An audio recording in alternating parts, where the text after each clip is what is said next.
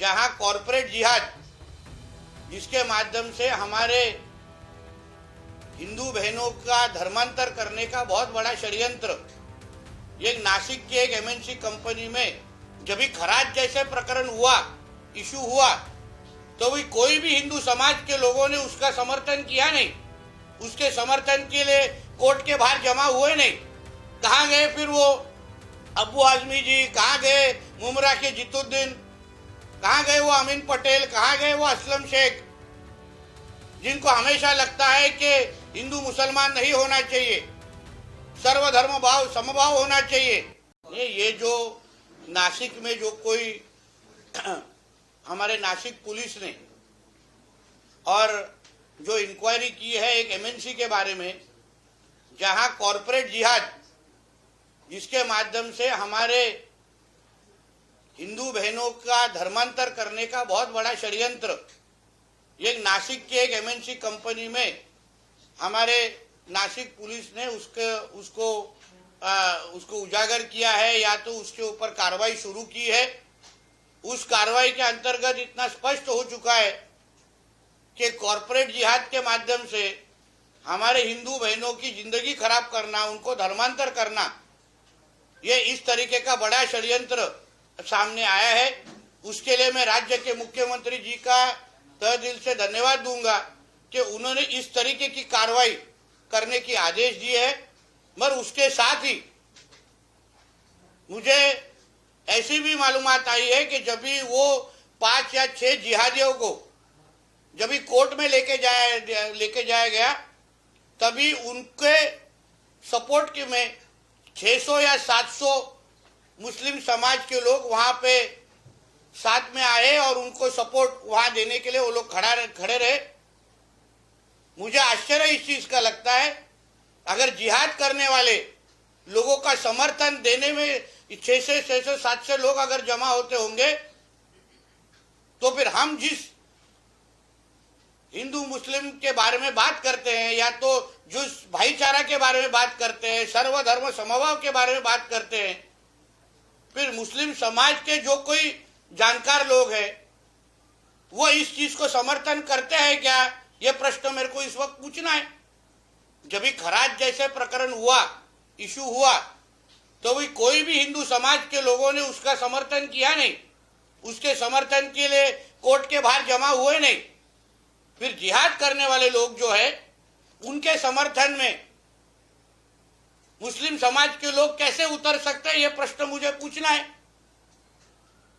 उसके साथ कहां गए फिर वो अबू आजमी जी, कहां गए मुमरा के जितुद्दीन, कहां गए वो अमीन पटेल, कहां गए वो असलम शेख, जिनको हमेशा लगता है कि हिंदू मुसलमान नहीं होना चाहिए, सर्वधर्म भाव समभाव होना चाहिए, गंगा जमुना तहजीब होनी चाहिए। फिर कहां गए वो लोग? अभी जो नियम आप वो खराज के वक्त लगाते हैं, जिसको सजा मिलनी ही चाहिए, हम तो बोलते उसको फांसी दे दो, जिसके लिए हमारे मुख्यमंत्री जी और हमारी सरकार कड़क से कड़क कार्रवाई कर रही है। फिर इस मामले में जहां एमएनसी के माध्यम से हमारे हिंदू बहनों की जिंदगी खराब की जा रही है, फिर तभी मुस्लिम समाज के लोग क्यों नहीं खड़ा रह के इस चीज का खंडन कर रहे, इस चीज का विरोध कर रहे, ये प्रश्न मुझे इस माध्यम से पूछना है। बोलिए नितेश जी, किस तरह का इनपुट है, किस तरह से कुछ आपने पुलिस से बात की होगी, किस तरह से ये लोग की मोडस ऑपरेंडी थी नासिक में करते थे? देखिए, ऐसा है कि एमएनसी में जिस तरीके से सबको हायर किया जाता है, फिर ये कुछ गिने चुने जो जिहादी है, इनमें कॉन्स्पिरेसी ये लोग तैयार करते हैं, प्लान तैयार करते हैं कि कौन से हिंदू बहनों को टारगेट करना है। फिर ये लोग टारगेट करते हैं और उस तरीके से हमारे हिंदू बहनों को फंसा के उनको धर्मांतर करके उनके साथ जबरदस्ती करते हैं।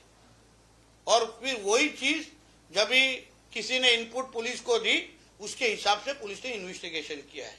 मैं ये भी इस माध्यम से सभी मेरे हिंदू बहनों को कहूंगा, जिसको भी नासिक के केस में हो या मुंबई पूना जिधर भी इस तरीके का कॉर्पोरेट जिहाद किधर भी होता होगा, तो वो हिंदू बहनों ने आगे आके आवाज उठाना चाहिए, पुलिस को संपर्क करना चाहिए, हमारे हिंदुत्ववादी कार्यकर्ताओं को संपर्क करना चाहिए, ताकि हम उनको ताकत दे सके।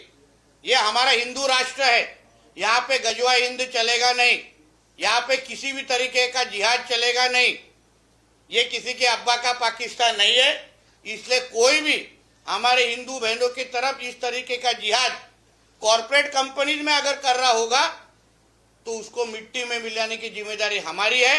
सिर्फ पुलिस को संपर्क में आना चाहिए, उठ के आवाज उठाना चाहिए। इतना मैं आपके माध्यम से हमारे सभी हिंदू बहनों को कहूंगा। नीतीश जी, अब दो सवाल रहेंगे। पहला तो कि ये क्या आप जो कितना पीरियड में ये लड़कियों के साथ ही पूरा अगर जिहाद कह रहे हैं, इसका पीरियड कुछ कंफर्म किया आपने? इसने 1 साल 2 साल 1 से 1.5 साल से 2 साल से सर, जब से उनको हायर किया गया।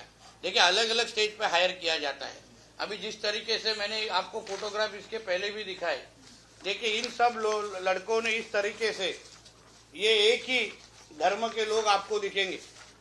एक तरफ बोलते हैं कि हमको टारगेट मत करो, फिर अलग से टेररिस्ट भी यही कपड़े पहनने वाले मिलते हैं, ये जिहाद भी यही कपड़े वाले मिलते हैं। फिर हम लोग किसको क्यों सवाल नहीं उठाएंगे? तो इसलिए मुझे लगता है कि ये कंपनीज के जो एचआर है उनकी भी इंक्वायरी होनी चाहिए। एचआर के जो कोई कानून है उसको भी हमको स्टडी करना चाहिए, ताकि कॉर्पोरेट जिहाद को हम लोग बढ़ावा नहीं दे सके।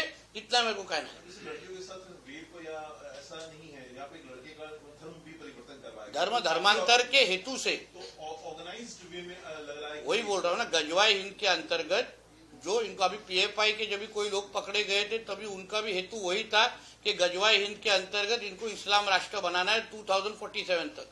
तो अभी इस तरीके के जिहाद के पीछे भी मॉडस ऑपरेंडी वही दिख रही है कि ज्यादा से ज्यादा हिंदू बहनों के संपर्क में आना, टच में आना, और फिर उनको धर्मांतर करके उनको इस्लाम धर्म में लेके आना, वही उनका उद्देश्य दिख रहा है। सर आपने कहा 600 लोग आए थे, यानी कि उनके समर्थन के लिए कोर्ट पे। हाँ, यानी कि ये कुछ गिने चुने लोग नहीं, ये 6-7 आरोपियों तक सीमित नहीं है। क्या ये संगठित गुनहगारी है? किस तरह से सरकार इस एसआईटी को और बारीकी? देखिए इसके लिए तो इन्वेस्टिगेशन शुरू है। सारी इन्वेस्टिगेशन की इंफॉर्मेशन अभी मैं ये प्रेस के माध्यम से नहीं देख सकता। हमारे नासिक पुलिस बहुत